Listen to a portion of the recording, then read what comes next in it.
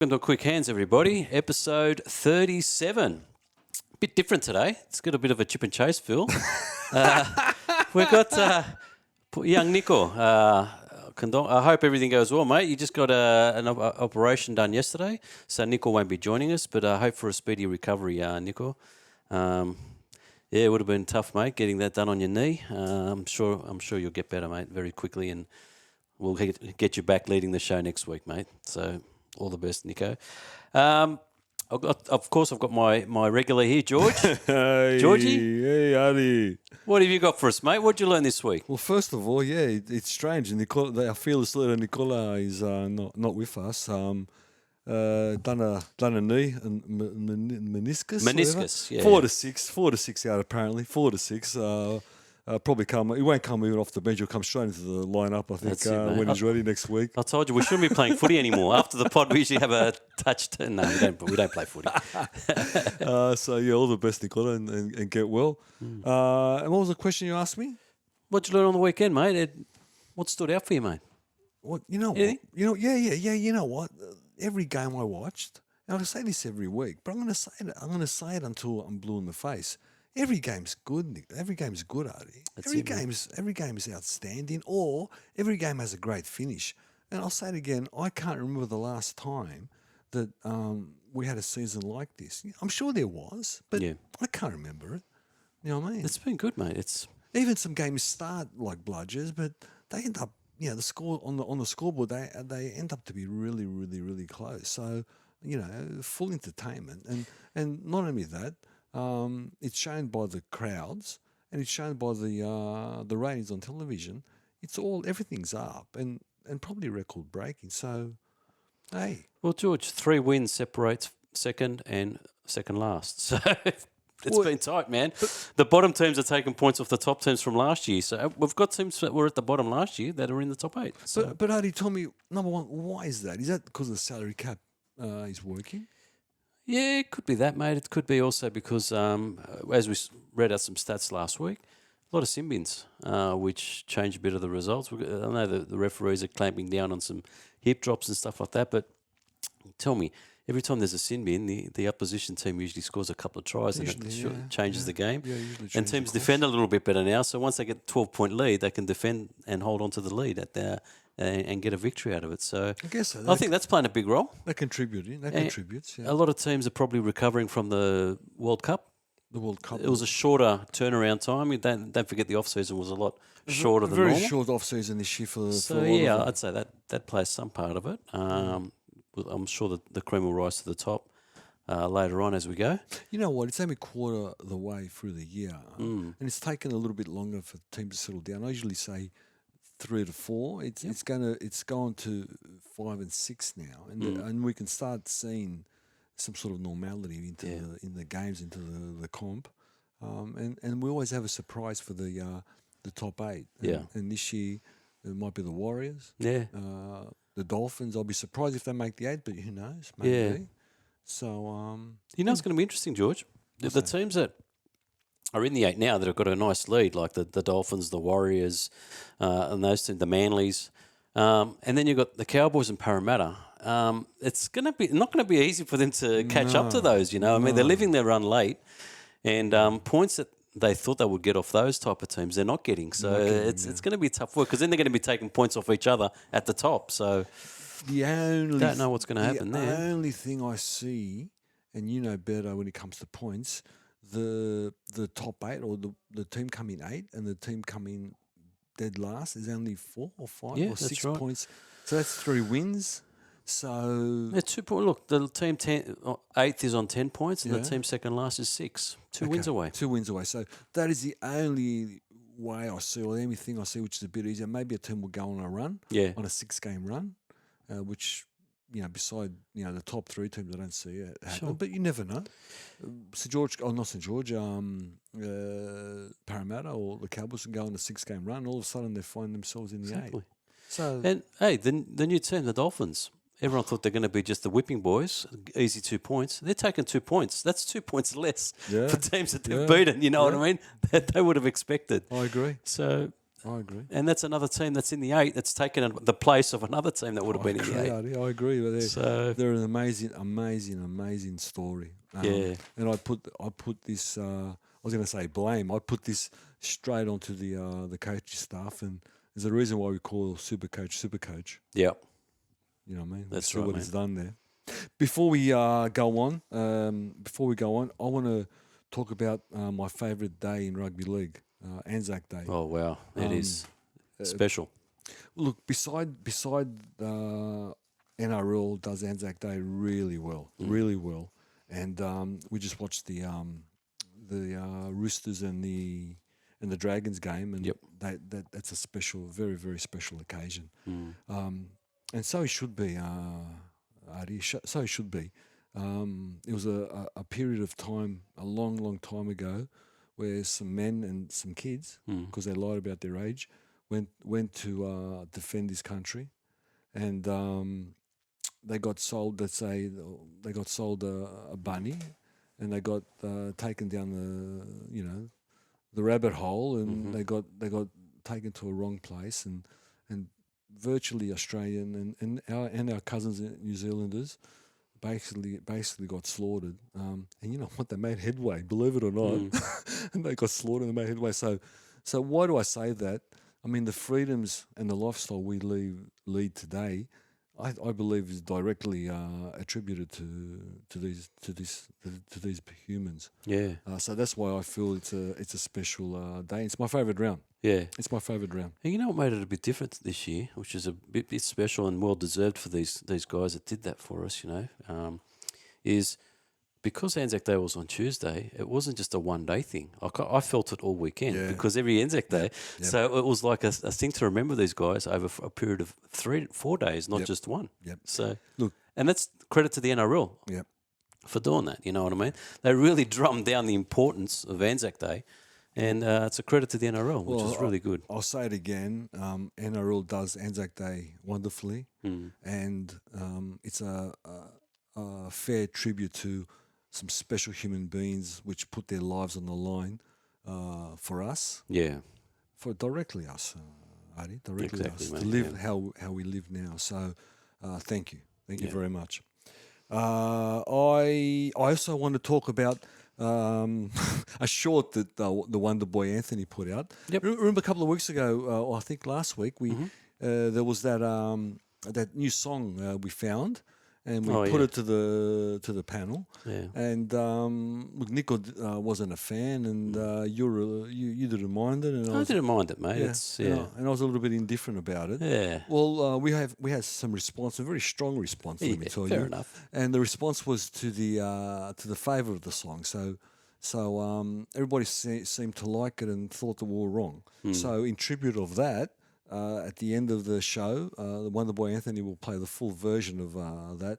Oh God, I thought you were going to say he found the poem. He was going to play the poem. He tried to find the God, poem. no. He tried to find the poem. He It couldn't is find actually the quite. poem. Yeah, the more, you know what? When I left after that day, I kept thinking about that song, and it's a shame that they're not playing it more often on TV because I reckon the more they play it too, I think it's going to stay more. But maybe it's because of the player thing. You know, they're going through the player agreement thing. That's why they're not airing it as much. I think so. Because there was no launch and everything else, so that was part of it too. So I don't know, but I think you're right, Artie, and not only that, it still hasn't been resolved. yeah. So watch this space. But like I said, in honour of all our listeners who feel strongly about that song and our view on it, Wonder Boy Anthony will play it at the end. Yeah. And I'd like to mention the NRLW Instagram page. Wonderful page. Yeah. I'm getting all my and I'm thirsty for some women's rugby league, and they haven't even sorted out a date for the start of the competition. Oh, really? Yeah, I don't believe it. But anyway, that's how they treat the women. But anyway, it's a separate conversation for another day. But that page, NRLW, the NRLW page on Instagram.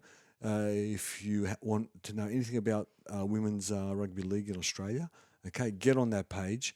It's a wonderful page. They're doing signings at the moment, and I'm sure when the season starts, I'll have much more than that. But I love that page, guys. Keep on doing what you're doing. There might be a reason for them not to know the dates they start because you showed me the signings and all that, and I think the Cowboys only had 5 players. So if they were starting next week, 5 signings. I think they've got a full team. They need quite a few players, mate, than 5. I hope they've got a full team. Imagine seeing that, just five players against 13 or something. Wow. That'll be funny. Be funny. Yeah. Let's do it. Off we go. Off we go? Off we go. Let's do it. Let's go back to our routine, or rutina, as they say in the Greek.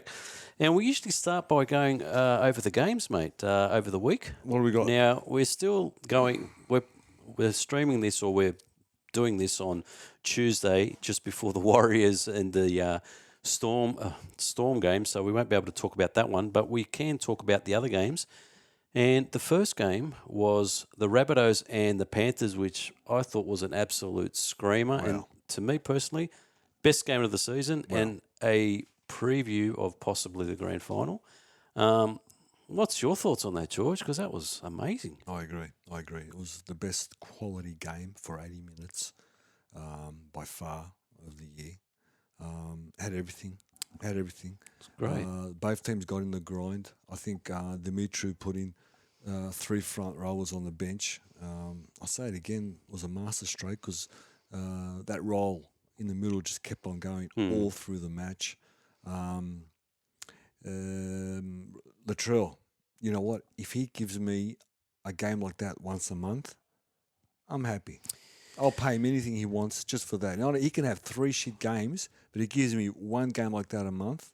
George, let me tell you something, mate. If you had a player who can get his hands on the ball 60 times and give you 60 all right touches, or a guy that will only touch the ball 15 times, but each time will be quality, what would you take? Oh, and I know what you're alluding to about Latrell. He has between 6 and 8 touches, sometimes 12 touches. Yeah. But all of them are quality. If you watch the World Cup, the Soccer World Cup, a lot of people criticising Lionel Messi. He's one of the greatest players of all time, and he will be. He's a phenomenal player. He's like a he just walks around. A lot of people call him the walker because he just walks around in that. But when he gets the ball, it just lights up. And Latrell's got that quality. Like, he's a special player. And he's one player, I've never seen a player like that in the NRL before, where they don't really look for the ball. They only look for it when they need to, you know what I mean? And that's very rare. And for Latrell to have that, that's pretty amazing, man. That's something that we're going to probably see more in the future, more of these players doing in the future, you know what I mean? Saving themselves for those moments. Maybe. But look, specifically Latrell, he was amazing on the night. And it's exactly what you said. Every time he touched the ball, it was danger. Look, the game to and fro, 6 all at half time. And I thought the Bunnies had played better in that half, in the first half. But Penrith's defence is amazing. It's just that's what's going to keep them in the game. It'll keep them in every game. That defence. Then someone called Crichton, the Menaces of... wow, that was his best game I think I've seen. Well, he's the Menaces of South Sydney. Yeah. Can you believe he scored all the points in that game? What he scored? 3 tries, kept all the goals. Yep. Amazing. Fantastic. Amazing. You must be excited with that because he's moving to the Bulldogs next year, so he's going to be a good acquisition for you guys. But he had a phenomenal game. He was really, really good. You're right. I hope he does that for the Bulldogs because we need I'm someone sure he like will. that. I'm sure he will. The blunder happened when the Wheatgutter dog got put to the centres, and Souths and Penrith are the best teams for spotting up players. The minute they saw that, they just spotted him up, and they just ripped the heart out of Penrith. There was a last minute victory to the South Sydney team. I think they came of age on that night. I think that they got over that fear, or they've grown up. They beat Penrith, and I think it has them in good stead moving forward. But let me tell you, I don't think there was a bad player I don't think there was a bad player on the field. If you want to see why Cleary is talked about like he's talked about, or he's the best player in the game. Okay, he showed everything that night. He showed control from his mouth, control from his hands, control with his foot, changed the tempo of the game, and basically controlled the Penrith game completely. Completely. So if anyone wants to understand why he's rated the best, just have a look at that game. We spoke about Latrell. What can I say? I love to say all of them. Can I say every name? You know what? 18-20, last minute win, best game of the year. Yeah. That's all I can say about that. And just another thing, mate, just for some team stats, Please. the completion rates are in the over the 80% for both teams. 85% for the Rabbitohs and 83% for the Panthers. Wow. You know, both teams made over 1,700 metres, both teams. And the error rate, 8 to 12. We just saw a game before, and St George had made 30 missed errors in the first half. No, I'm just in comparison, and these teams did 8 and 12. It's phenomenal. And that's for the full game, not just half a game. That's a full game of only 8 errors. So it just goes to show the quality of that game. And like I said before, man, there's a good chance we might see these two teams again. I think we will. When it counts. Let me just say, Cody, when he's in that mood, he's amazing. How he can make the right decisions all the time, which is very, very rare. Can I just say that Jai Arrow is a prop, and let's just move on. Don't put him in the back row. Don't put him at lock. Don't put him on the edge. He's a front rower. Yeah. Let's move on. Okay. Damien Cook topped the tackle count again. So if he's not doing it with his feet, he's doing it with his shoulders. Look, Murray is amazing on the edge of the ruck. What can I say? Yeah. I still think that Penrith in the attack hasn't clicked. There's something missing. They'll get it by the end of the year. Yeah. The defence is going to hang him in every game. I'm not sure if the weak-gutted dog is should be a first-grade player. That's just my opinion now. Tahal carried the ball wonderfully. Targo was amazing until he got taken off for an injury. That's when the issues happened. Dylan Brown is just an amazing rugby league player. Yeah, he's. How good's Dylan Brown? Dylan Edwards. Edwards, sorry. Yeah. Brown's good too. Yeah. Tarula is amazing. Oh, I love Taruva. I think he's great. He's amazing. And can't wait to get the full pack back in for Penrith, because they're missing the front rower. I forget his name now. Yeah. The front rower, what's his name? Fisher Harris. Yes, they're missing. They're missing the fish, but so wasn't South missing Kolomatangi? I think they were missing a couple of good forwards too, mate. So they were. It was even in that regard, mate, because both teams were missing at crucial spots. So yeah, it was a good game. I loved it. Loved it. Next game we had Parramatta's great idea. Let's move our Queensland game to the Northern Territory. So the Parramatta Eels played the Broncos. Parramatta 16, the Broncos 26.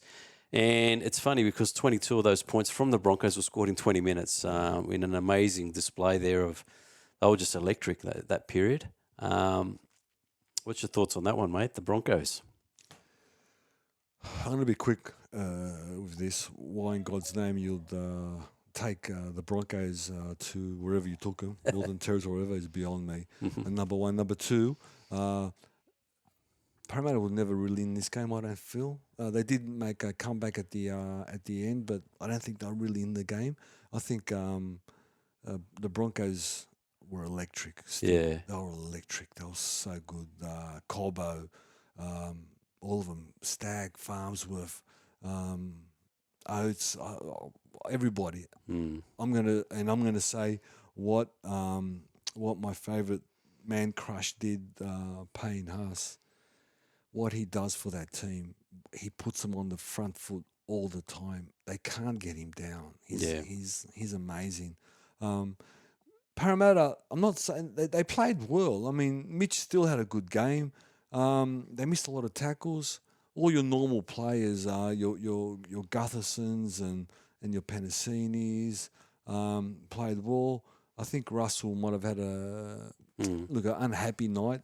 Not that I'd worry about it too much. The forwards, Bryce tried really hard, I feel. Maddo was a little bit stranded out in the edge, unfortunately. Junior done what Junior does. And unfortunately, Campbell Gillard got injured, but he was having a good game at that time. Yeah. 28-16. Parramatta got some work to do. I'm going to say it. The Hodgson should go back to the Reggies. He doesn't give good ball or clean ball for the halves. When he runs the ball, it's not what Parramatta is built on, but when he runs the ball, no one goes with him, so he's not a believer. I'm not sure if Hands is injured, but I would start Hands. He's on the bench, Brendan Hands. I'd start Brendan Hands. And I'll try to work him into the team at some stage as a maybe I don't know, an edge player, as a ball handler, as a ball distributor. But there's too many of them because you got Brown, you got Mitch. Yeah, you know, George, I think whoever made that really, really silly decision to not extend Marnie and keep Marnie and bring in Hodgson, because Hodgson is a player who likes to take control at hooker and run the ball and do that stuff. He's not one of those guys that needs a dominant half next to him. Yeah. So to get rid of Marnie, who was providing Mitch the service he needed to get him there, was a crazy decision. Yeah. If they were going to get another hooker, they should have got a hooker that's just going to be Moses' little, provide Moses service. Hodgson doesn't do it. He doesn't. No, it was a bad fit. Stupid decision because Bulldogs didn't pay that much for him. I think it was $650, $700 or something. And I don't understand why Parramatta couldn't match that. But anyway, he's so good. It's crazy. Red money is so good. It is, mate. But you know what? A lot of people, and this is the more I see it, how good or how much of an impact player is Adam Reynolds. Sorry, but that guy has made such a difference to that team. Everything he does, he just puts him in the right positions, the kicks. He's always talking to the guys. He's just got their heads straight. Him, Carrigan, the leadership in that team is brilliant. And God help the Broncos if Adam Reynolds gets injured. Oh. He did have a bit of an injury curse where he used to get injured a lot. But, mate, fingers crossed he could stay the whole season because I guarantee if he lasts the whole season, Broncos are definitely top four. Oh, absolutely. Absolutely. He's so valuable. As soon as they lose Adam Reynolds, you'll see a huge difference in everyone. Even Payne Haas, who's good, but that's Adam who's kicking the ball and putting him in the spots that he should be doing. So you're a good judge, and it's exactly what's happening. He's the ringmaster. Yeah. There's a lot of talent there, but they're still young talent. Yeah. He puts them in the place where they should be and they've got to be, and the place that they are the most damaging. So what do we say? A player who makes everybody else better around him is the star. Yeah. You know what I mean? And one thing that I've got to emphasise as well, I was always a big supporter of Adam Reynolds playing for New South Wales. I don't even think he even got a chance, did he? Did he play one game or something and they dropped him? I think he did play a game. One? Mate, if Queensland got him there, if he was a Queenslander, he'd be in the Origin Queensland team for sure. Yeah. Guaranteed. I agree. But I don't understand how New South Wales never used him before. He was around when Pearce was there and all those guys. And I'll take him. Exactly. And he won even after that year where he won the grand final, he played a huge role in South winning the grand final. He was phenomenal. Yeah. And he still I didn't think he got picked after that. But top player, Adam Reynolds. He's one of my favourite halves, to be honest. I've never seen such a good half that a game manager, a better game manager I haven't seen than Adam Reynolds. Yeah. You know that at some stage I had my worries about him or my concerns about him because he wouldn't run the ball. Yeah. And look, in the middle of in his career, he might have been a little bit, let's say, not as good as he is today, but now I won't lie, he's just outstanding. He used to run the ball, but then he had those two horrific injuries and he sort of laid back a bit, so he might have lost a bit more confidence of that, but now he's starting to run a bit more with the ball. So, mate, he's fantastic. So that was a great win by the Broncos because it was one of their tougher games so far this year. They've played a lot of the teams that are below them that weren't sort of top 8-ish. Yeah. So the Broncos showed that, you know what, give us a hard team and we'll show you that we're going to be there for the fight. I think this said more about Parramatta. I haven't worked out Parramatta yet. I want to believe that they're a top 8 team, and I still believe that. I think they've got some work to do. The injuries have crippled them. There was a few hip drops and so often, which we'll talk about later on, which did hurt them. There's no doubt. Yeah, well, No doubt. like I said, mate, 20 minutes. Broncos scored 22 points in 20. That 20-minute period is what got them over the line because they ended up winning by, how many did they win by in the end? They won by 26-16. Exactly, by 10. Yeah. So that 20-minute period killed Parramatta. So I wouldn't be writing them off yet. It was just that little lapse, if you call it a lapse, you know what I mean? Yeah. So they'll be up there, mate. There was, like I said, there was sin bins. There was. Didn't the 5'8" get sin binned? Ezra Mam. Both of them got a sin bin each. So Hopgood got sin bin for Parramatta and Ezra Mam for the Broncos. So it was pretty even in that regard, mate. So that's okay. Saturday, we had the Bulldogs play the Cronulla Sharks. Bulldogs 20, the Sharks 33. When that game started, I thought the Sharks are going to run away with this. It's going to be a bit of a whitewash. But the Bulldogs did well to hang in there, and they made them fight for it in the end. Mate, as a Doggy supporter, what do you think, mate? What can I say? Okay, so, yes, we might have an injury crisis. And, yes, I can see some sort of improvement in terms of the effort areas. And I actually like Pangai Jr., what he's doing. Yeah. He's a very aggressive player, and I can't wait till the whole pack is there. I'm not sure if Burton's position is half. I'm not sure if Burton's position is 5'8". I'm not sure. I don't know where to put Burton because I just don't know. Flanagan. You know, this team perplexes me, and I don't want to pass my judgment on Canterbury until I see the full squad. They did compete. Yes. They did compete. I think Cronulla just did enough to win. I don't think they reached any height. I love Nico Hines. Talakai just runs so hard. Williams is an amazing fullback. And I keep on saying that my favourite back rower, what's his name again? Nikora. Nikora. I can never say. He runs the best lines. He just runs the best lines. It's just brilliant. Look, 33-20 probably doesn't tell the story. I thought Cronulla were a little bit better than that. But you know what? We hung in and we didn't get blown away. I will say that Paul Amarotti is an up-and-coming star. Yeah.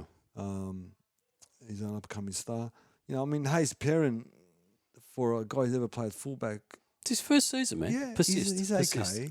Max, you know what, does play well, above his weight, Max King. Yes, he puts in a huge effort every week. And Preston, that other guy Preston, is good. Preston plays well and he re-signed. That's great news. And Reid Marnie tries his heart out. So I see effort. I see effort. I don't see victories. Yeah. But look, I'm prepared to write another year off. Yep. Another year off. We get some more troops. We get some people healthy, and maybe we can improve a little bit more next year. But it's a long way up the top. It's a long way. It's a long way, Artie. But Cronulla are a top 4 bound. How good is one of my favourite fullbacks, Ben, was it Kennedy? Love him. He's a fantastic... Will Kennedy, sorry. Yeah, love him. Top player. Like, he is just so good. Lively. He's peachy. He just reminds me a lot of Peachy. He's fast. He's at the right... He just hits the line. He's a very good player. And Nico Hines, the spine is he's working a treat at the moment. You've got Moyland. You've got Brayley. So it's... they're travelling very smoothly at the moment. When there's Hines, Moylan, Ronaldo, Talakai, Raymond, Katoa, and Williams, I mean, what is a better backline than that? You know what I mean? And their forwards, are a strong pack as well. So look, they're a top 4 team. Yeah, Cronulla's a top 4 team. You know what? The game didn't reach any great heights in terms of quality. So it just looked like Cronulla were going to win, and how much by. And The Bulldogs tried. They did, mate. They tried. put a huge effort. I'm not going to say they didn't try. You know, their completions were 76%, so it's not too bad. You know what I mean? And you know, they didn't make too many errors. It was a good performance. It was a solid performance, but yeah, Cronulla were just too good. And Cronulla is a team that's going to be in the finals, mate. You can see it. Definitely, you know? definitely. They got a nice a draw to help them there. I think it was done by what was it, Eddinghausen and Gallen. Eddinghausen and Gallen. They must have done the draw. Fantastic, yeah, fantastic draw. I think they played three times the top 8 teams 3 times. So, 2 years in a row. Wow. How do you do that? Well, that's brilliant. How do you get a draw like that That's twice brilliant. in No, but you can only play what's in front of you, and they're just looking good, mate. And your man Ronaldo still loves mouthing off. He's got the mouth. He's a talented player. At the end of the year, we've got to make that team. The Vlima team. The what do we call it? Yeah. In English? What's it in English? Imagine having Tyson Gamble, Ronaldo, and Hastings in the one. Hastings. Having them over for dinner, mate. I don't know. What in one team. I'd be nervous having a barbecue around them because they'd be putting shit on how they cook their meat.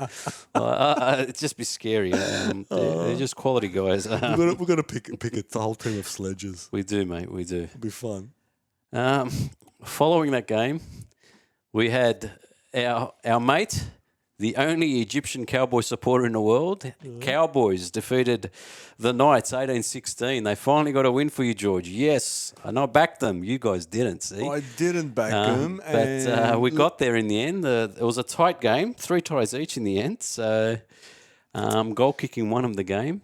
Cotter was back to his he's slowly getting to his Cotter rhythm. played well. Cotter did play well. And as a team collectively, they had to win, the Cowboys. I think for them it was a do or die. So they exerted so much energy and they tried and they worked so hard. Okay, but can I say that Newcastle was the better team on the day? I believe Newcastle was the better team. That's your opinion, mate. Yeah, for sure. I think Newcastle was the better team. I think that whole pack. I think Fazell is amazing. I think Fitzgibbon is just playing some of his best footy he's played for a long time since St George anyway. Yeah. Fazell. And the control freak was just controlling everything. Even going to the canteen, he controlled that.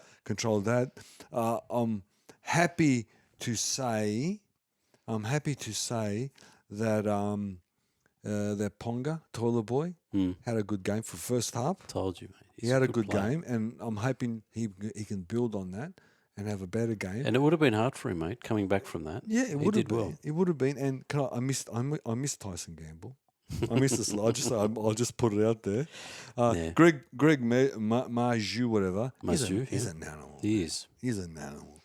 Dominic Young, I think, scored a few tries. Yeah. And your man Crush, Lachlan Miller. Oh, yeah. How good is he? He's a fantastic player. And Cronulla had him as a backup fullback to Will Kennedy, sorry.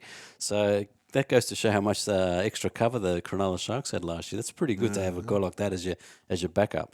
But it's funny how you say the Knights you found the better side. Their completion rate was 67% as opposed to the Cowboys 82%. So the Cowboys held onto the ball a bit longer, mate, and a lot that did. How about missed tackles? In the missed tackles department, mate, I'll just quickly go to that. I can't find that.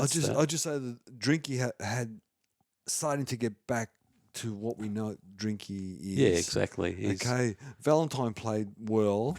Okay. Chad tried really, really, really hard. Okay. Chad tried hard. And the forwards, look, you know, they matched it. They weren't out of ordinary. We did say Ruben Cotter played really well. I think Ruben Cotter played well.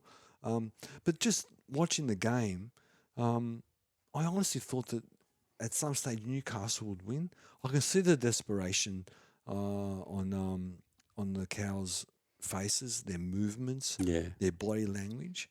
But I honestly thought the Newcastle win, but they didn't win.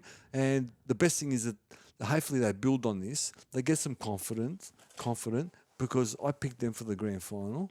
And I'm surprised they're playing this poor. I won't lie to you. They still played poor. Well, listen, the Cowboys have conceded 17 points less than the Tigers. Okay. So And last year, their defence is what won them the game. Their defence was so strong, and the attack was on the back of it, right? Yeah. This game here, it looked like their defence was starting to come back again. They only let in 3 tries, 16 points. Yeah, 16 so slowly, once they get the defence 100%, and I think that's what Toddy's waiting on, making sure that they don't leak any points, the rest will come. So it's a good foundation, this win, for the rest of the season.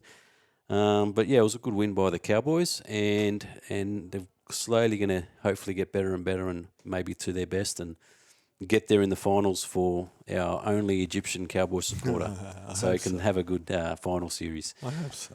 But yeah, interesting game, that one. It was very tight, and it went down to the wire last minute. It was another good game, actually. It was up there as another cracker of a game for the season, so good on them. On the Sunday, what did we witness on Sunday? What did we see? We saw the Gold Coast up 26-0 against the Dolphins, and then full-time Dolphins 28, the Titans 26. What a comeback by this team, who is their first year in the NRL. What can you say about this game? I don't know what to say. I'm still flabbergasted.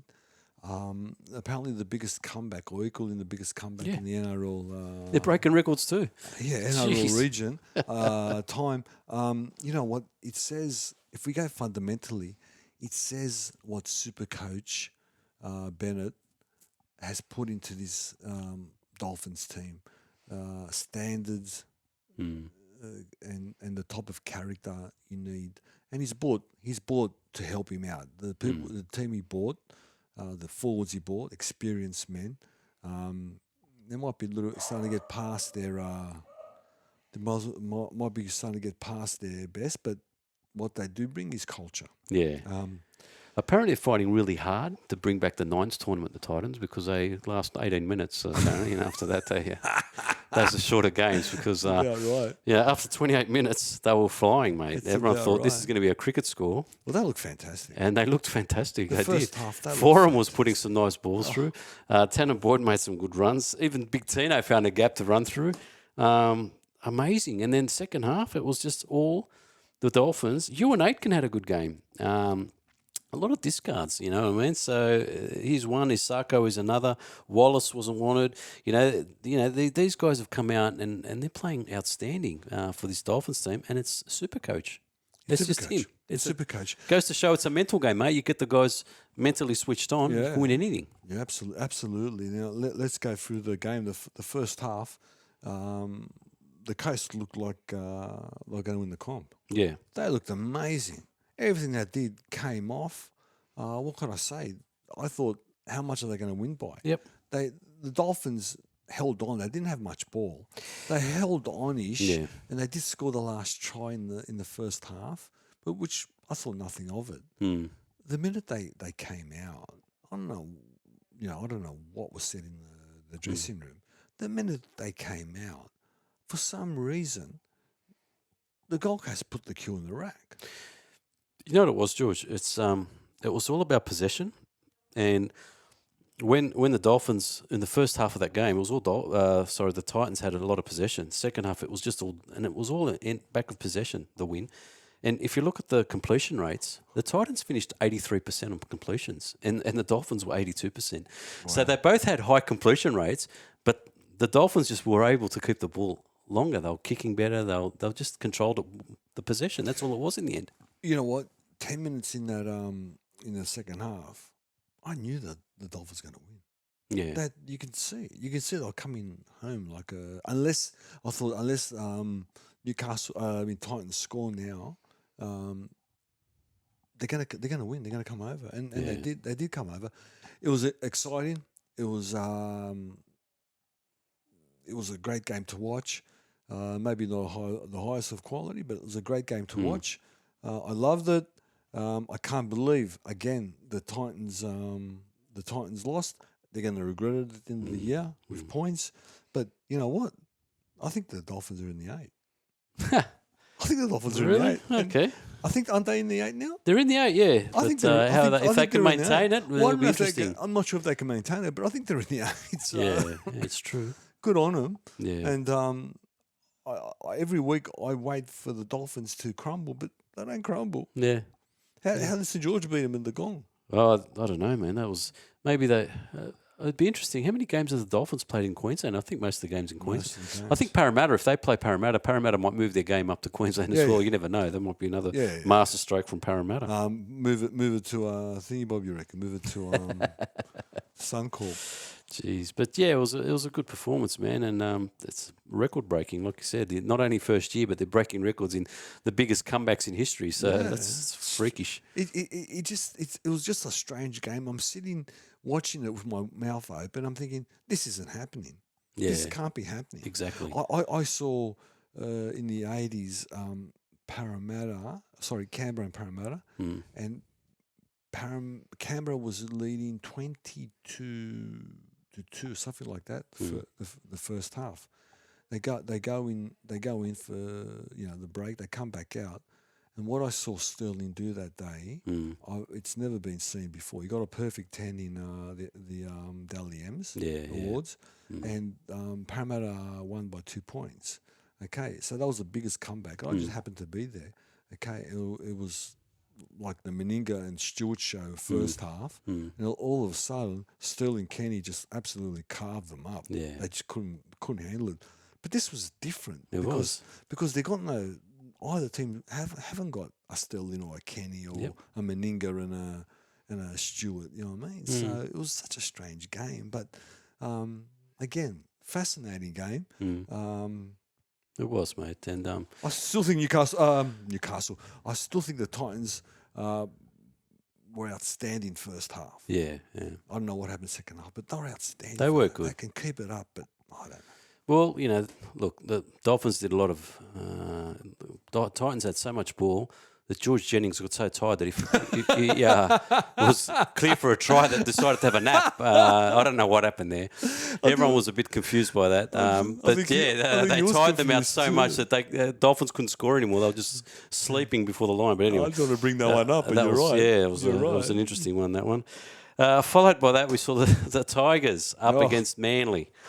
Up at Campbelltown, 16-22. Manly got the victory in the end. Okay. But the Tigers led at one stage, They sure and did. we thought, here we go. Tigers might pull it off here. They might get their first victory. But let's make it a whole year for Brooks not to have a win. Hey? We're not going to let Brooks win for a whole year. Bugger him. Bugger Brooks. Jeez. Suck that in, Brooks. You know what? I'm going to be short and sharp on this one because I think this was a bludger. It was a bludger. I think Manly came down to Western Suburbs level, or the Tigers level. There's something wrong with Tommy, be it mental, be it physical. Yeah. And they've got to sort it out because for him, there's something wrong. And I hate seeing him, even when he made the break or when he's going for the try, front row caught him. I mean, he couldn't stretch out. So there's something doing. There is something going on there, mate. But look, are the Tigers improving? Yes. They're trying. They're trying hard. They're improving, I guess, because the score tells us they're improving. Manly doesn't like travelling. We know that. Every time they've played at home, they look like world beaters. Away, they don't look as good. I don't think Manly played the best. I don't think the Tigers, they tried the hardest and probably they played the best they have this year, which isn't a great standard. And from all this, all I care about is, I'm worried about Tommy. And that's the only thing I really got out of this game. I struggled watching it. Yeah. I really struggled watching it, Artie. Yeah. Yeah, that's all I've got for this one. At the end of the day, it was 3 tries each. Was it? It was, mate. Okay. And a couple of goals extra by the Manly Seagulls. I would have loved. them. I would have loved seeing Tigers win. I would have loved it. Yeah, I think everyone would. But don't worry, Tigers fans. You've got the Dragons in 2 weeks. Could be your first win.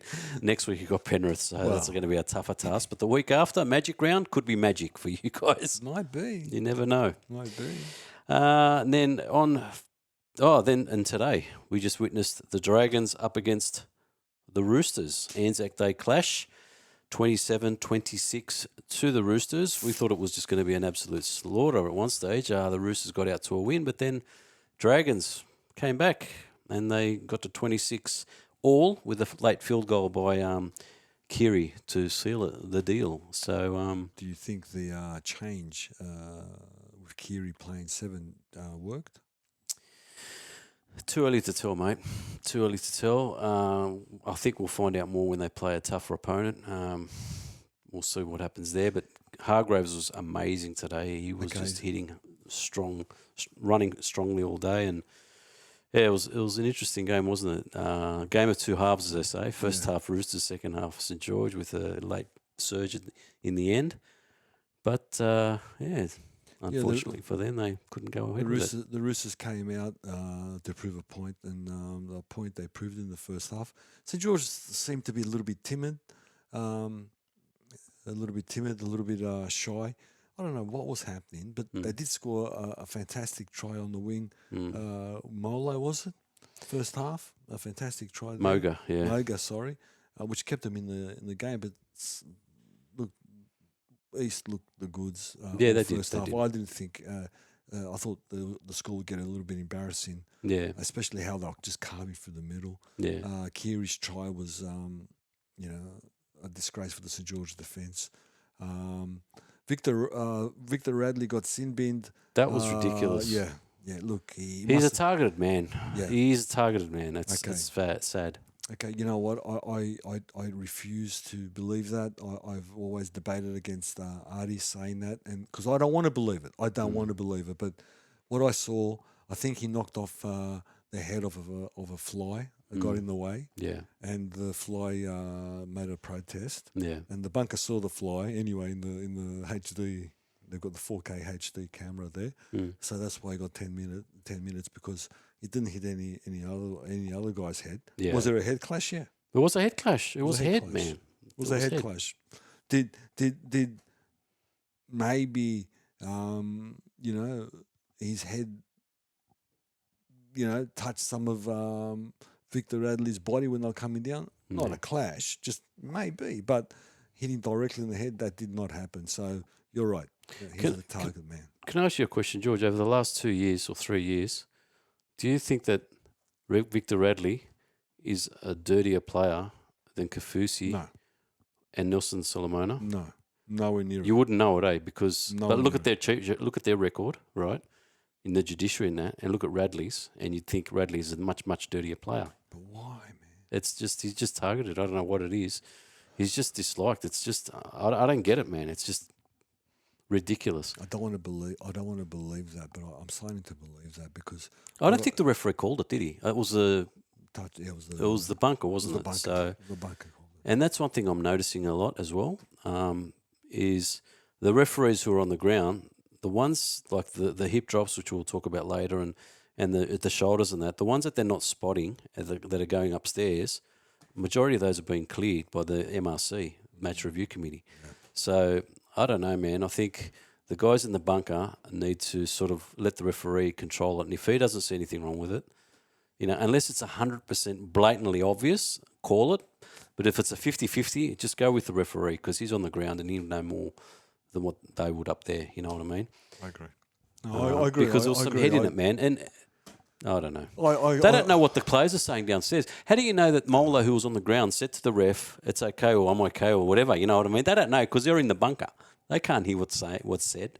So I think the referee should have more say in that. But anyway, it's my opinion. I said it a couple of weeks ago. I think the quality of the games is masking how bad the referees are and how bad the bunker is. Yeah. I really believe that. I think this year they've been disgraceful. Not only the refs, not only the bunkers as well. The side, the spectators with flags. Yeah, I think they've all been disgraceful. Honestly, thank God for the quality of the games. You know what it's got to be, George? It's got to be. I think the NRL. I don't understand why they haven't done this yet, but the amount of times we've seen a person sin-binned or by the bunker, and then go to the match review committee and be cleared. I think the people in the bunker and the match need to meet up. So they know exactly what's going to be charged and what's not. So the bunker are more aware of if it's illegal or not, you know what I mean? Because it looks bad on the bunker now because they're sending people to the MRC and they're saying, no, man, there's nothing wrong with it. The referee didn't see anything. We didn't see anything. Only you saw it, you know what I mean? And you've ruined the game, you know what I mean? It's just, there should be some communication between the MRC, what determines a suspension so they can look out for it in the bunker more. and rather than just a little tap on their head, that might potentially be a charge. Anyway, can we talk a little bit about the game? A great event. It was, Anzac, the Anzac parade. Let's call it. It's a special game. Yeah, it this is. Particular game. I know you go every year. This year you didn't go because of the pod, unfortunately. It's just a great atmosphere. All East the first half. Second half, let's not take it away. It was all St George. So let's not downplay St George. The half, the 5'8", the 5'8". Amoni. Yep. He was amazing. I know you're not a fan of him at the moment, but I am. But I'm just more a fan of Hunt Sullivan. I still don't understand why he got dropped. So he got a shoulder injury, which was only for a week. I don't know why he wasn't put back in. Like it's like dropping a guy who's playing good footy. I don't know. I'd love to see them both in the team, to be honest. I'd love to see Sullivan and Amoni. But, yeah, Amoni played his better game today. But the previous couple of games, he wasn't up to scratch. He was feeling his way back in it. But he's got a court case hanging over his head. He could be charged for assault, don't forget. He's got that hanging over. So, I don't know. While you would be risking putting a player that potentially could be in jail soon over a guy that's ready to go and performed really well in the first 3 games. I'll have them all in, you know me. Exactly. I'll have them all here. That's my only gripe with that. Can I make a special call out for the fullback? Sloan. Yeah. He was electric. He was amazing. Yeah. He's equal, if you want to talk about it, they play different games, but he's equal to Walsh in terms of being vibrant and electric and contributing to his team. And please, St George people, do not crap on Paul Lomax. So he missed the goal. Missed the goal. St George scored 5 tries to 4. 5 tries to 4. So they could have won that game with his goal kicking. But the 2 goals that he missed were from the sideline. It's as if they'll, straightforward kicks. That's no problem. If he's not kicking well, Hunt kicks. Exactly. Who else Give kicks? it to Bird. Bird kicks. Yeah. Who else kicks? I'm sure there's a Sloan kicks. Sloan kicks, yeah. I'm pretty sure. Give it to someone else. Exactly. If you're not confident in he was kicking 80% last year. He was kicking well. Great. He was great. But what I've seen on the interweb, the trolls just slamming the he's getting slammed for missing kicks. It's not right. It's not right. He played a good game. Correct me if I'm wrong, George. How many games at the start of the season did Mitchell Moses miss? They lost by 2 points. And no para fan went out and criticised Mitchell for missing kicks. It just happens. And even the best players, what I'm trying to say, even the best players miss a goal. To slang this poor guy who last year kicked 80% plus, that's a bit harsh, mate. I'll never... It's just unfortunate. I'll never slam anyone for missing a goal. I'd slam them for a crucial minute doing something stupid, maybe. Not even dropping a ball, really. I wouldn't slam him because everybody drops balls. But definitely not goal kicking. Yeah. Again, if he's not kicking well, pass it on. That's it. Simple answer. Mm-hmm. Simple answer. So please don't slam him. Did you enjoy the game? Yeah, it was good in the end, man. Kept you on your toes in the end, which is good. Well, I was going off like a firecracker at the end, man. so I enjoyed it. The only bad thing is St George didn't get the 2 points. Yep. But Roosters did get the 2 points, and I think that you're right. The jury's out about the change with Kiri at 7 and Manu at 6. I didn't see much of Manu. He did score a try. Yeah, he did. But I didn't see much of him in terms of rugby league play. So the jury's still out. But in Robbo we trust, yeah? Yep, that's right. That's it. Well, there was one more game which is currently being played at the moment, and at the moment the score is 10-0 to the Warriors. They just scored. So, Webster, who? What is happening there? This guy, if this keeps going, will definitely be possibly Coach of the Year. This is an amazing effort. So we can't really talk about this for now. It's only been 12 minutes in, and we've got the Warriors just crossing the stripe now to get it to 10-0. That's amazing. The, Now, the game isn't over, but I'll say it again. Webster Who has unlocked the Da Vinci Code. I won't say nothing. I won't say too much more until next week. But you know what? There's been a lot of coaches, a lot of good coaches out there. Yeah. Trying to do this to them, and no one amazing. has. So, yeah. Hey, Webster Who? He's doing a phenomenal job. Yeah, I love him. Now, the round will be over. So what me and George did, we went through our power rankings, who we think the top 8 teams are of the competition. So what I'll do is I'll go through the power rankings that we went through. So in first spot, in team number 1, both me and George put the Broncos. So, George, you're comfortable with the Broncos? I think they're the best team at the moment going through. The second team that we put for team 2 was South. So we both agreed on the second spot as South being the second best team in the comp. So. The third one was interesting. What'd you have? We went different. For third, George put the Sharks as the third best team in the comp. I went Penrith. Yeah, either or, yeah. Yeah. And then fourth, you went Penrith. I went Sharks. So, so our top 4 teams overall in the power rankings, Broncos, South, Penrith, and the Sharks. The same, which is the same. After that, we went for 5th, 6th, 7th, and 8th. At 5th, George went the Warriors. I went the Storm, and George is looking good right now. I'm comfortable. I'm comfortable. 12-0 up, actually. I'm comfortable. So that's a pretty good one. And then I went the Storm. Then George went the Storm as 6th. I went the Roosters. For 7th, George went the Roosters. I went the Warriors. Starting to regret that now. And then at the end, we both went the Dolphins. So that was our power rankings. So basically, we went all the same teams, just the order was a little bit different. That's all. So that was our power rankings for this week. Okay. Now we've got some hot topics. Let's go. Okay. First topic, mate, off the rank. Hip drop. It's come out again. I think every week we've been speaking about this now. Now, is it a crackdown or is it overkill? What's your thoughts on this, mate? Do people do players forget how to tackle? It's just getting clumsy. Are they doing it with intent? Is it an accident? What's your opinion on this whole hip drop? My 85-year-old father asked me, "What's a hip drop? What's a hip drop?" And I didn't know what to say to him. I didn't know how to answer him. You know what I mean? You know what? It's a dangerous tackle. I don't know if it's a dangerous tackle. It seems to be hurting people. I think the tackle was around forever and a day, okay, and it's just come to light now. I want to ask you a question. Do you think in the off-season they trained for this tackle?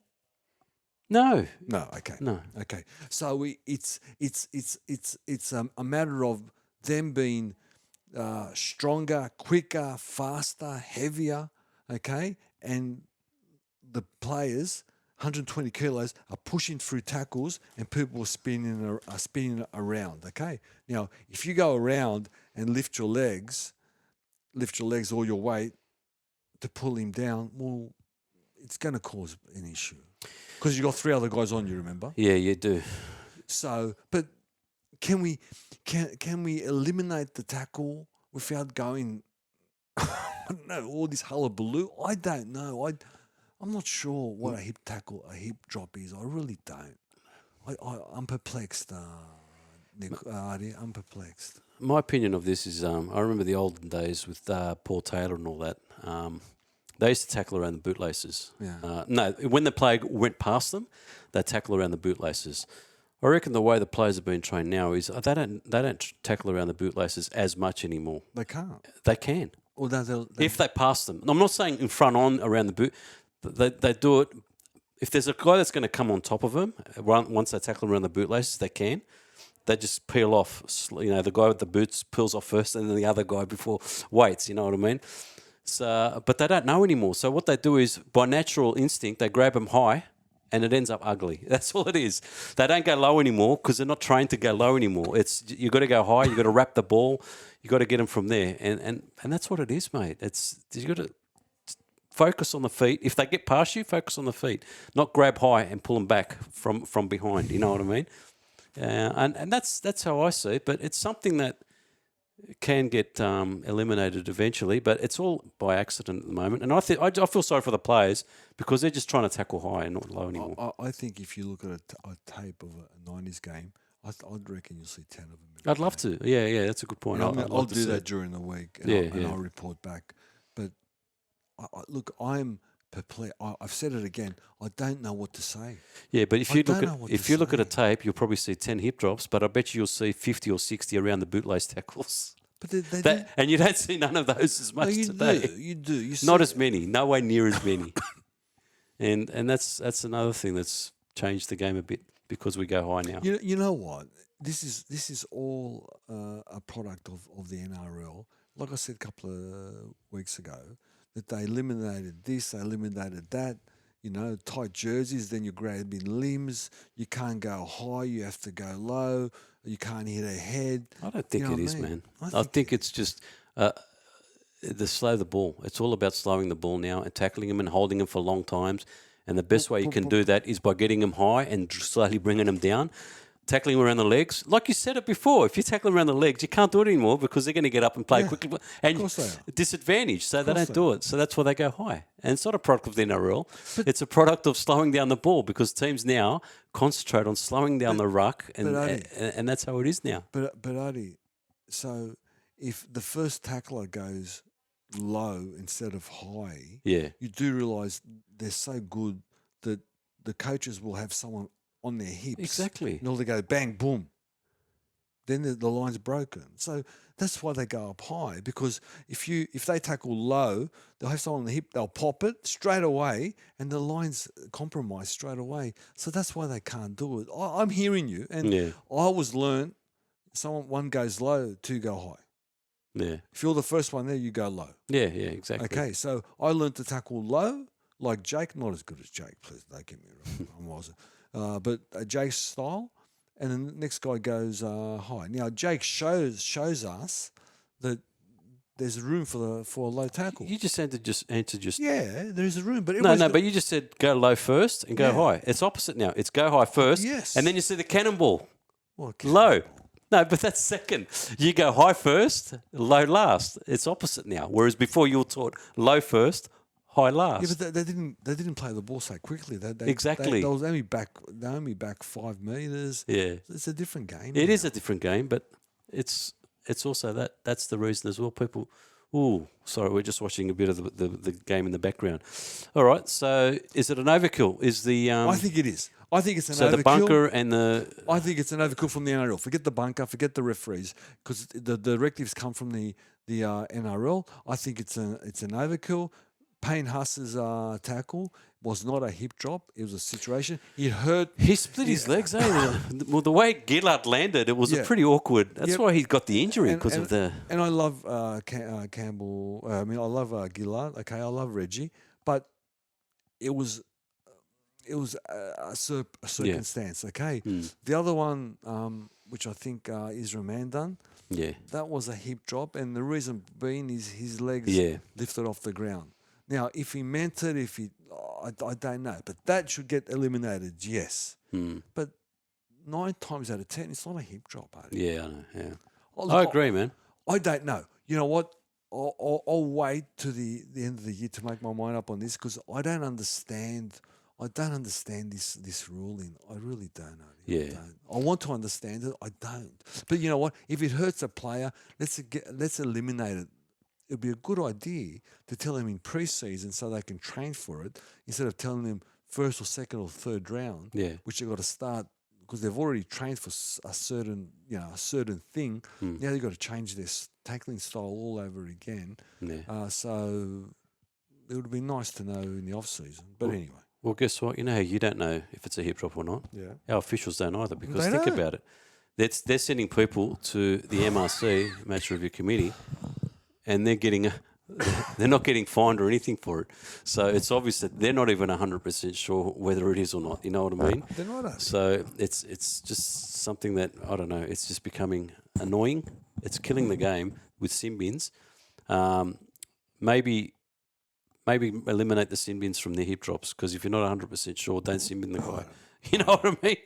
It's as soon as they see hip drop now, it's sin bin. Maybe don't. You know what I mean? That's killing the game. I don't know. Don't you reckon?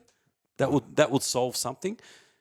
Soft. Wouldn't you be comfortable though if the team gets a penalty for a suspected hip drop and they only lose 2 points rather than 10 minutes, and then they get cleared in the end? You know what I mean? Wouldn't you prefer that? So you're saying a penalty instead of a It's sin bin. Yeah, don't assume every hip drop is a sin bin, because some of them, a lot of them get off 0. So don't ruin the game with 10-minute sin bins.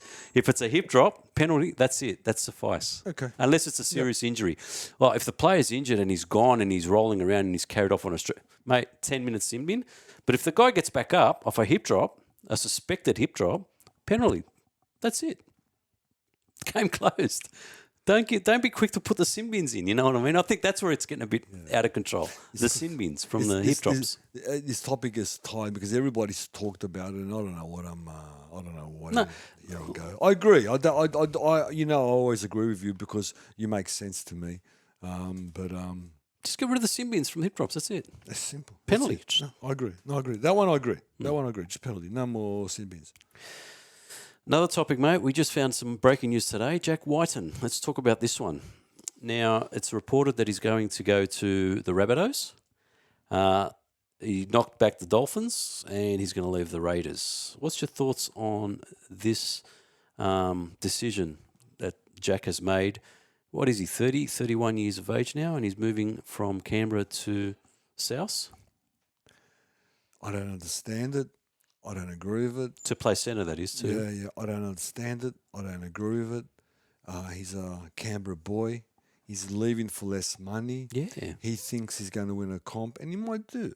He might do win a comp there. I'm not sure. But somehow it just seems wrong. He's going to make a fool out of me because he's going there. He's going to probably win the Dally M, and he's probably going to win a comp with South Sydney. But I don't like it. It doesn't feel right. But if that's what he wants to do, if he wants to take unders and go to South, what can I say? It doesn't feel right. Yeah, it is. I love Jack. I'm a big fan of Jack. Massive fan of Jack. I'm a big fan of loyalty players that stay at the one club, and he's got an opportunity to do that. 3 more years at Canberra, making more money than what he's making now. Yeah. It's strange. I don't understand. Yep, I don't understand why he's done it. He's got his reasons. One day we'll find out. I say it's probably to win a comp. Mm-hmm. What can I say? It doesn't feel right, but more power to him. That's more power to him. Yeah. The other one that came out, mate, our first game's going to be in Vegas. Okay. Apparently. Peter V'landys wants to take the game to Elvis territory. Oh, well, Elvis is dead now, but he wants to go all the way to Las Vegas, and he wants to play Origin in Athens. No, he doesn't want to do that. That's wrong. You never know, mate. That might be on the card soon. Maybe. Or that Sheik, he wants him to play in the backyard. I told you about a few weeks ago. Maybe. He'll do it too for money. Round 1 in Vegas. Imagine the jet lag playing for round 2. Imagine the teams coming back for round 2. When they go over to play the Challenge Cup, it takes them a couple of weeks to get over it. And I see St Helens, it's taken them round 8, and they started playing good rugby league. You know what? Peter V'landys and the NRL has an obsession with rugby league in the US. And I don't disagree with them, but to take a one-off game to Las Vegas, I'm not sure about. If they're gonna take a game to Vegas, they've got to have a plan, a long-term plan to invest in America and American Rugby League, because at the moment American Rugby League is a shambles. Okay, because I follow it. It's not even A League. It's not even a most obscure sport. You know what I mean? So do it. I don't like it, but do it. But Peter, have a plan. And I know your theory. 1% of Americans playing is better than 0%. And you're talking about a team based out of Hawaii. I like all those ideas, but we need a long-term plan. And you know what?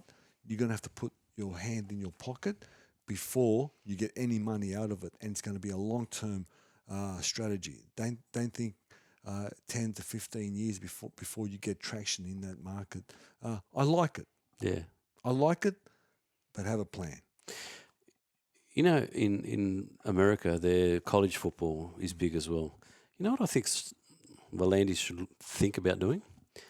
I reckon he should, honestly. We've got the Queensland, the winner of the Queensland Cup versus the winner of the New South Wales Kickoff Cup. Mm-hmm. I reckon that final there, they should play that in America as a showcase. You know what I mean? Yep. Or the winner of that game play the winner of, if they've got an American league there, so our second tier team, basically level team, play the winner of the American league just to see. Because I reckon if you put our NRL team, we'll flog them. Yeah. But if you put our second tier team to play against the American, flog them. It'll be still good though. Like it'll make him. I think it'll be a good spectacle for him. Flog him. And you'll get the patriotism. You'll get all the Americans going there to support the Americans. Yeah, that's true. So I reckon you got more chance of that than two Aussie teams, because to them, who are these teams? They don't care. Adi, you just said something which sparked something in me. Now, back in the day when INXS wanted to break America, you know what they did? They went to all the college towns and they played the colleges. They played for the kids in the colleges. Okay, there's a college radio system all through all the colleges, and they put their music on the radio in the college system. Yeah, and what happens is, from the build up from there, the talk, it spread like wildfire into the main community. Yeah. Okay. Yeah. Now, if you want to attack the market, 1% is enough. Yeah. Maybe you should start in the college system. Exactly. So I never thought of that, but I like the idea. Now, his view is that there's enough Polynesians in America to gain interest. And rugby union isn't a small sport, isn't a big sport, but isn't a very small sport in America.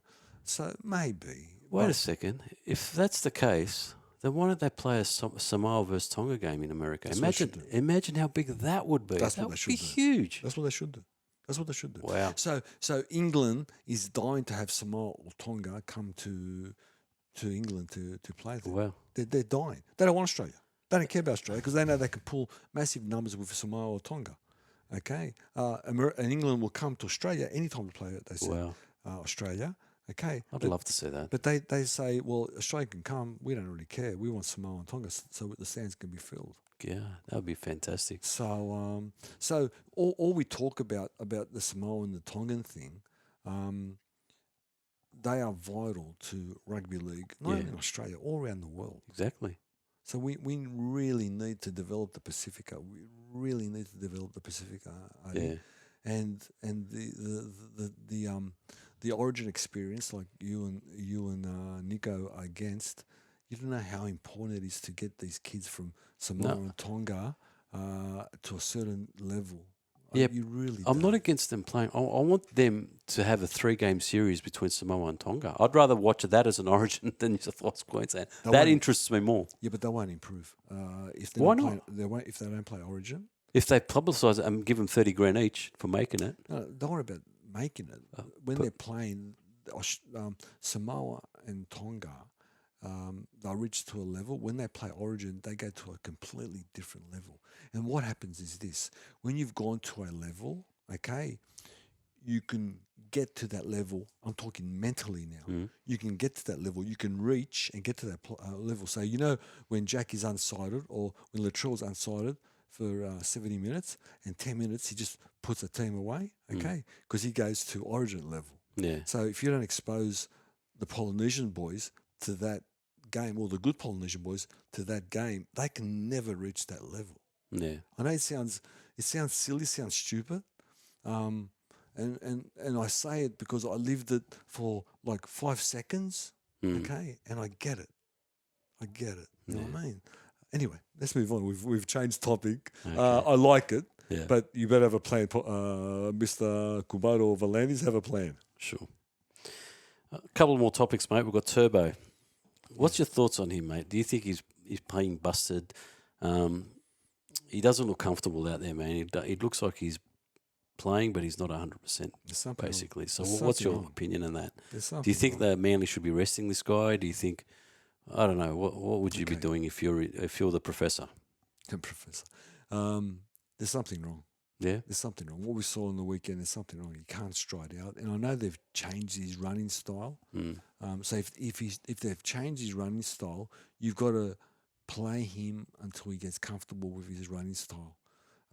Is he injured? But this is my question: is he injured? I don't know. All I know is we need to fix Turbo, not only for Manly but for rugby league. Okay, Fair enough. There's something wrong with him. There's something wrong. It's not the Turbo we know and love. Sure. And it hurts me. Yeah. It hurts me. For a guy who loves rugby league, it really hurts me. Sure. And the last one, mate, Holbrook. Do you think he should be under pressure, mate, after that 26-0 loss? The way the Titans are going, this leaking a lot of points. Okay. Here's the answer. We won't delve in this too much because we've done this last year. He should be under pressure, but because they're a private club and the management really, really likes Holbrook, okay, they're going to give him as much time as he needs to fix the team until he gets untenable. Okay. I've heard that come out from the owner's mouth. Some girl, I forget her name. She said they like him, they believe in him, they can see progress, and they're going to give him enough time. Now, I think he's had enough time. Yeah. Okay. And I think Des Hasler will do wonders there. I think Flanagan will do wonders there. Okay, that's the top coaches they need. No new guy. But I think he's going to be there long term. Sure. Alrighty. Lastly, mate, just before we go, Yeah. I checked our spam mail. It was empty. Empty? It was empty, mate. So I rang up to Subpoena just in case she had some rumours. Oh, she must have. And she said that there was going to be some spam mail, but it didn't come through. Apparently, George Jennings was going to send us some spam mail, but just before he pressed the button, he fell over. He couldn't get up and didn't press the button. So no spam mail from George from Caloundra up at Redcliffe there. So unfortunately, that's the reason why. Poor George. What embarrassing. Yeah, that's going to follow him forever. That's it, man. So no you know spam. What? And he tripped. He didn't get up to score. He just lied there. That's amazing. That's amazing. That's amazing, man. Absolutely. Oh, gee. Alrighty. What else we got, mate? So what we've got now is we can go through a who would you rather? All right. What quick ones, just shoot them out. Let's do it. Alrighty. Who would you rather, mate? Munster and Hughes in your halves, or Cleary and Luai? Cleary and Luai. They've won comps. Yeah. So have they. So have they. Cleary and Luai. Cleary and Luai. Yeah, I love Cleary. Moses and Brown, Yeah. or Hines and Moylan. Oh. Battle of the halves. Can I split them? Nah, that's it, mate. I love Nico. Give me the Parramatta duo. The Parramatta duo? Yeah, I don't know why. Give me the Parramatta duo. Dearden and the Chad? Oh, I love the Chad. Or do you want Elias and Walker? Elias and Walker are going to win a comp this year. So you got them? Yeah. They're going to win a comp. The Chad and Dearden nearly got them to the grand final. I love the Chad, but Elias and things going to win a comp this year. That's it. And lastly, nothing to do with halves. What do you prefer, mate? Who would you rather listen to? The Foxtel commentary or the Channel 9? Oh, there's not even a question. Not even a question? They both treat me. Both treat us like idiots. But I listen to the Fox coverage. But I'll just say they both treat us like idiots. But anyway, fair enough.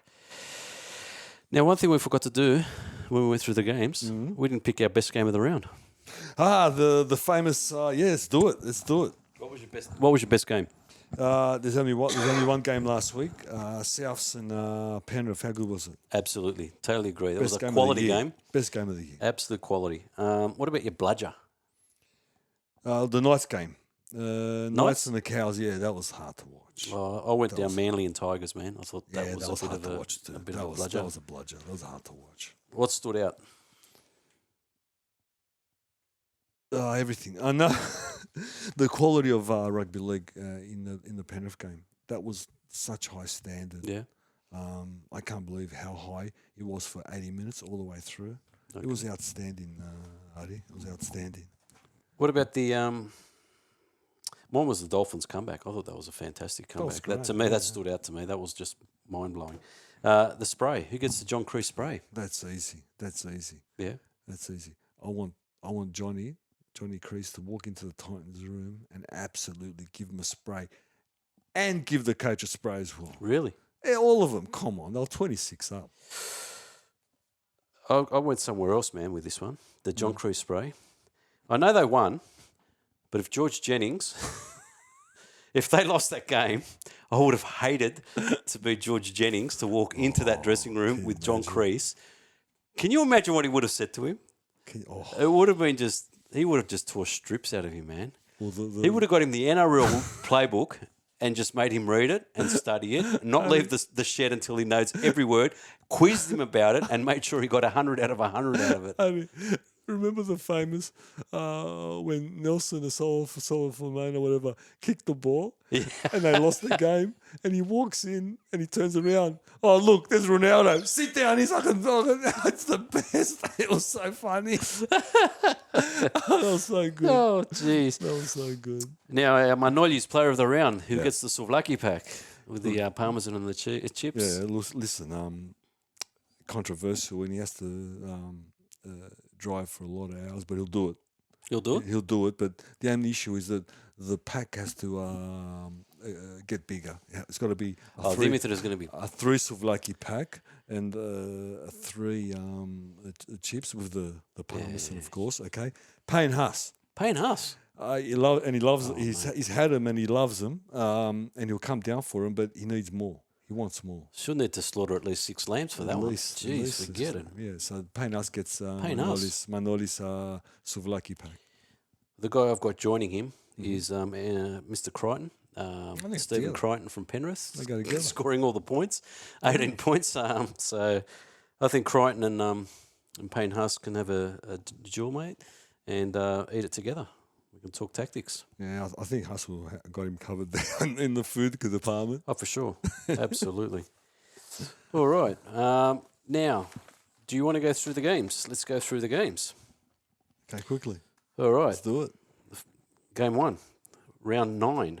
So currently, just to let you guys know, currently we've got the Storm on 12. The Warriors are on 18 points, and there's still 4 minutes to go in the first half. So Great game. Tight game there. So first game of round 9. We've got the Cronulla Sharks up against the Cowboys. That's on Thursday night at PointsBet up at the Prison. What's your tip there, mate? Sharks will enjoy another victory there. Sharks? Artie, yeah. Interesting game. Actually, you know what? The Sharks, I think, have the wood on the Cowboys for some reason. I'm going to go the Cowboys, man. Wow. I'm going to go for their upset What, there. at the I think Prison? they might have found their groove. They got in an the 18. Prison? Yeah, I know. I'm going... Okay. I'm just doing it for the Egyptian, mate. The only Egyptian Cowboy supporter in the world. Yeah. There'll be no walk for victory this week, I think. Oh, you never know, mate. Maybe. Followed by that on Friday, we've got Parramatta Eels versus the Knights. Interesting game, that one. Is that Parramatta Stadium? At Combank. I'm there. You're there. I'm there. You know what? If Nico doesn't come because of his knee, you come. Okay. You might have something to do. See. You got soccer the other day. You might. I'll let you know, man. Anyway. That sounds good, yeah. I'm dying to see the Knights live. I think the Knights will win. Wow. I think they're playing that well. I think the Knights, yeah, they are. They're playing well, aren't they? They're playing well, yeah. I'm going to go Parramatta because I think that, yeah, they play better at Parramatta. They need to win, yeah. It's getting desperate for them now. They're pretty far down.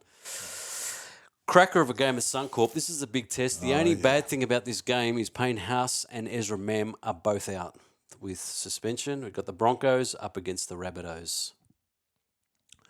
What a pity. The Broncos are going to, unfortunately, meet their match. They're going to find out what a top 2 team is like, and I think South will put the ringers through. You're going for South? And I think it might be 13 plus, 12 plus, 13 plus. I'm only going to go South because of Huss and Ezra Mam. They're going to be huge outs for the Broncos. So yeah, I agree with you, mate. I'll go South on that one. On Saturday at 3:00 kickoff at McDonald's Park, we've got the Raiders up against the Dolphins. Where's McDonald's Park? Good question. No idea. Doesn't matter. Look, who knows? I'm going to go. Tough game, eh? That's a tough one. Yeah. Give me. Canberra's coming off a bye. Give me Canberra. I don't know. Give me Canberra. Give me Canberra. Give me Canberra. I'm going to go Dolphins, mate. Yeah. I'm going to go Dolphins. I get it. Whiten's made up his decision now, so maybe he might Start playing well. Start playing well. It's his farewell season now, isn't it? Yeah, it is. I can't Before he believe leaves, it. so he's going to. It sounds so strange. It Like, does. it's gonna look strange him in a Rabbits jersey. It is absolutely. 4 Pines. What about that rumor they were saying he wanted to go to Queensland because his wife's up the Gold Coast? It wasn't a rumor. I really believe it wasn't a rumor, but I don't know what's happened. We'll find out. His geography is wrong then, because South isn't in Gold Coast. So That's nowhere near the is he Gold really like? Coast. He's getting closer. He though. doesn't know. Getting closer. Maybe he'll move her up there and he'll drive 8 hours a day back and forth Why training. not? I don't know. Why not? Things you do for your wife, huh? Mm. Then we've got Manly up against the Gold Coast Titans at 4 Pines. So up at no longer Brookvale. The Eagles. Oh, that's going to be an interesting game, that one. Manly plays so much better at 4 Pines. So I'm going to go Manly. But the Titans, they can score points. I know, you don't know. They can score points. Yeah, they're pretty tough. I'm going to go the Titans, actually. Yeah, I think the Titans might do it. The only reason I say that is because Manly plays really well at 4 Pines. So that's the only reason I say. But you look, Interesting. who knows? All right, mate. I'm going to go.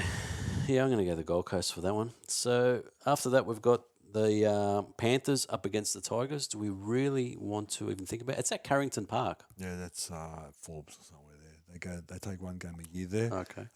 It's going to be embarrassing. You never know. 13 plus. 13 plus. Unless they can do what Newcastle did. Yeah. Who knows? Well, Crichton scored 18 against South, so I'm sure he'll score 36 against the Tigers. Penrith is an easy one for that one. We've got the Warriors up against the Roosters. Both teams played today, short turnaround. They're playing on Sunday, which is fair because they both played today, so it's only a couple hours extra the Roosters get. What's your thoughts on that one, mate? The Warriors will win. You going Warriors? In New Zealand, the Warriors will win. That's going to be a cracking game. Yeah, it is. But, and they'll tell us that game will tell us if the halfback works, the new halfback works there, true. and the spine works. I believe that New Zealand will win. I really do. Yeah. Next one after this, mate, is the Dragons up against the Bulldogs. Now, both teams are on 6 points, so the winner of this game, the loser of this game, possibly go to second last. Okay. Canterbury win, they go up, overtake St George. St George lose, they take Canterbury spot. Spoon bowl. I saw the Saints play today. We're nowhere near that quality. So the Dragons will win and win well. I really believe that. They'll win and win well. It's in Wollongong. Even worse. I'm going to go Canterbury. I just don't have. They don't lose at the Gong. When is the last time they lost at the Gong? Yeah, I think Canterbury's got a good record there. The Gong. Yeah, I think. Yeah, Am I thinking of? I don't know. I don't know. I can't trust my team anymore, man. To be honest, But they put in a good effort what today. we saw today. But did the Roosters put the cue in the rack? I don't know. I don't know about that. It's just I don't know about that. I feel they went well. But anyway, if they play anywhere like this, we can't match that. yeah. St George got a bad mentality though. They go into games thinking they've won it already, and that's what kills them in the end. We'll see. So that's why I feel uncomfortable playing against the weaker sides. I just think St George have got a bit. They're not very. I don't know. They're going to come out and say we're going to fight for the coach, and as soon as I hear that, I know they've lost because every time they do that, they get smashed. And then we've got Melbourne with a bye, so that's all done and dusted. They get a guaranteed 2 points. And that wraps us up. George, any tidbits, mate? Let's finish it off with some tidbits. Lucky last. We're following the plight of the world champions, Yes. Artie, St Helens, and I can honestly say it's the first time I saw the real St Helens stand up, Artie. Yeah. I saw them play against Warrington. They had a good win.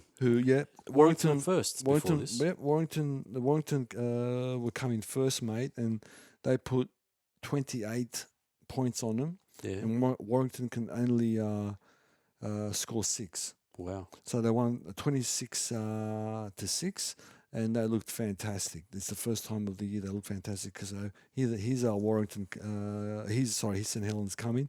The complete round, Artie, Wigan 22, Trinity 6, which I believe Wigan is the best team at the comp at the moment. Well, they would have overtaken Warrington now, top of the Yes. ladder, wouldn't they? Yes. Well, they're all For equal and points. against. Yeah, for and equal. against, For and yep. against, yeah. Yep. Hull FC 20, the Giants 14, which surprised me a bit.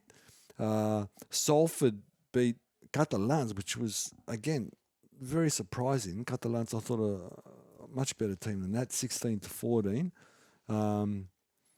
Hull KR beat Castleford 12-7, Wow. which again is surprising. Our team, Leeds, our team, the Leopards. Leopards, the Lee. The Lee Leopards, that's it. Lee Leopards 20-6. Wow. Keep on winning, mate. They're on fire. For a team who just come up this year. On fire. And everybody thought we'll go back to League One relegation. There you go. So they're winning.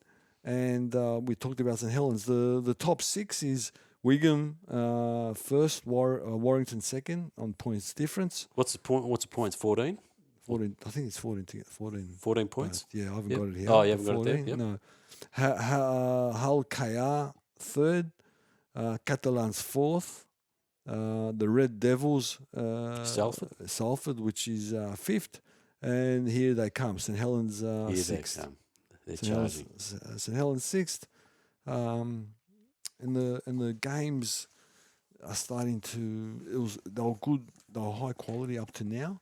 This week's games, beside the Wigan game and the St Helens game, were a bit, let's say, ordinary. Yeah. But I'm still watching. I'm still enjoying it. Wow. There you go. And that's it. That's awesome. All right. So we've got the league wrap now, and gives us the end of the show.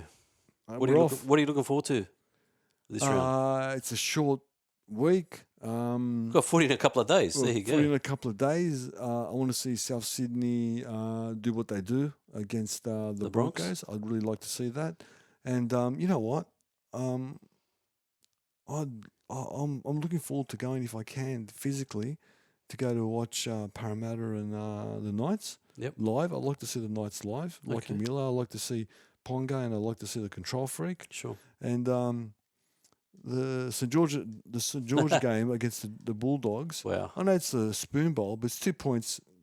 It's 2 points that either team need badly. So and it's at the Gong, and if it's a beautiful day and I'm feeling good, I might even jump in the car and drive down. Who knows? As a kid, that was the most stressful day in the calendar for me when St George played Canterbury. Really? Oh, back in the day, 80s. Back in the day, yeah. Oh, it was me being the Dragon and the rest of the world, all my cousins and everyone being Bulldogs. Oh, really? If the Dragons lost, I copped a barrage of phone calls and everything else. So, yeah, it was scary times. Thank God St George went well. They those did. days. They'd lost a lot of times. Did they? It was the 80s. It was the 80s, mate. The 80s was. I think we only had 1 or 2 good years, but the rest was all Canterbury and Parramatta. So Canterbury's heyday. Yeah. it was terrible. But anyway, it's always a good game between those two clubs, famous clubs. Big rivalry there. Should be good. All right. We're off. We're off for another one. That's the end for 37. 37, gee. 37. See, I told you we'll get past the 30 mark. I didn't say that. All right, guys. Thanks for joining us, and we'll see you next week. Happy Rugby League. Happy Rugby League, everybody. Cheers. Cheers.